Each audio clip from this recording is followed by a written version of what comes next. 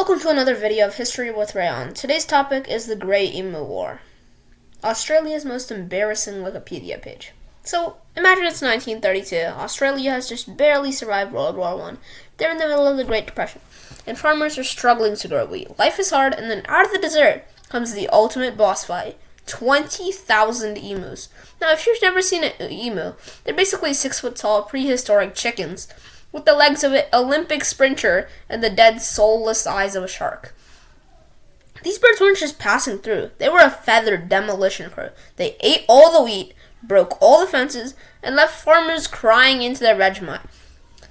The farmers did what any logical person would do. They asked the military to come kill the birds with machine guns.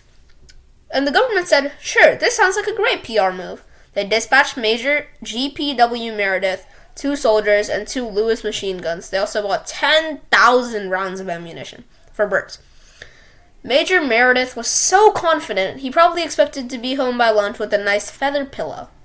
Here's the thing about emus. They're surprisingly good at military strategy. On the first day, soldiers tried to ambush a group of 50 birds. They opened fire. The emus didn't panic. They didn't huddle together. They split into tiny groups, ran in different directions at 30 miles per hour.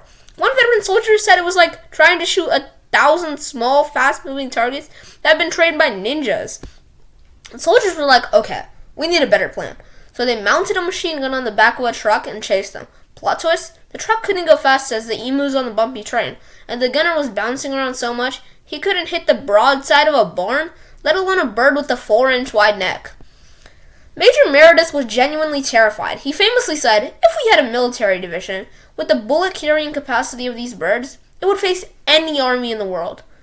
One emu was reportedly hit by 5 bullets, and it just kept running. It didn't have time to bleed. It had wheat to eat. The birds even started using lookouts. One giant male emu would stand still, watch for the humans while his buddies feasted. If the lookout let out a squawk, the whole squad vanished into the dust like a feathered Batman. After a month of fighting, tally was in. The military had nearly used 10,000 rounds of ammo. The number of emus confirmed dead? Maybe a few hundred at best. The Australian Parliament pulled the plug. They were getting roasted in the press. One politician asked if the soldiers were going to get medals for the Emu War, and another pointed out that the emus had clearly won the territory. Major Meredith retreated. The emus stayed. They literally won a war against modern military using nothing but chaos and high-speed waddling.